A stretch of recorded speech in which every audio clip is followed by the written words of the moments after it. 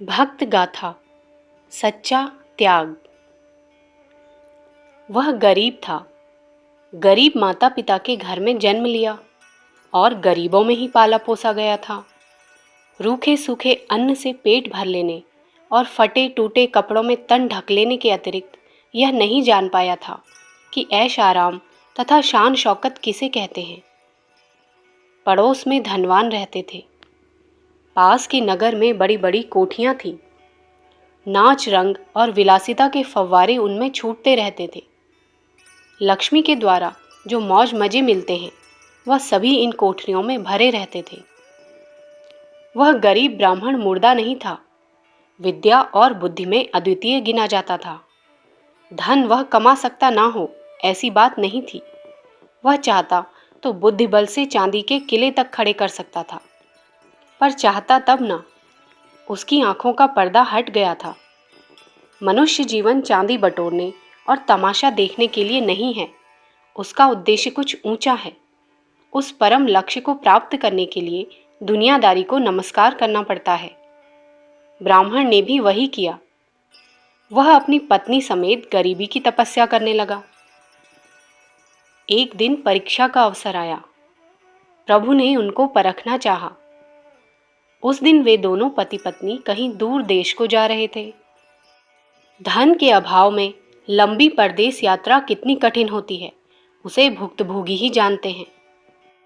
धनहीन यात्री पर आने वाली विपत्तियां पग पग उन्हें सता रही थी।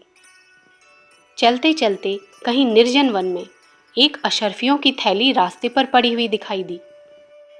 ऐसे स्थान पर पड़े हुए धन को भी भला कोई छोड़ सकता है? पर नहीं, वह सच्चा ब्राह्मण था। लोभ की एक लहर उसके मन में दौड़ी तो सही, पर दूसरे ही क्षण वह संभल गया।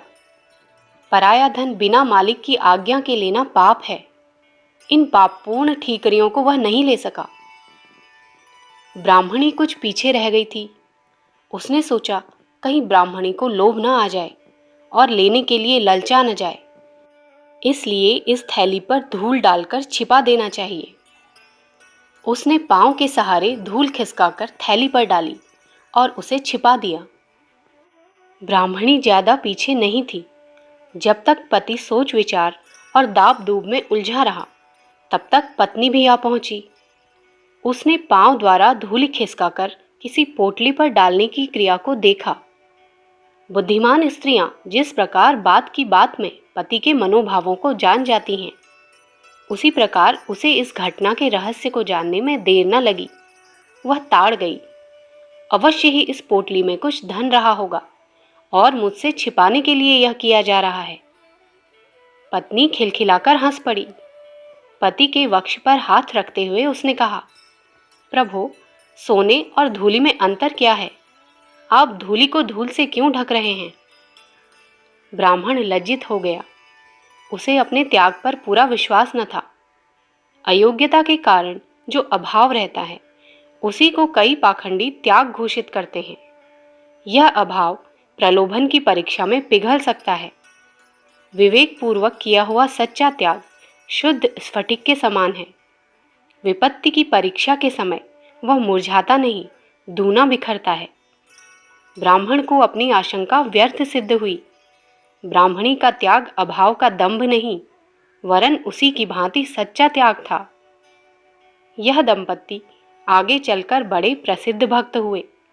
प्रभु का दर्शन उन्होंने पाया और मोक्षगामी हुए। इस भक्त का नाम था रांका बांका।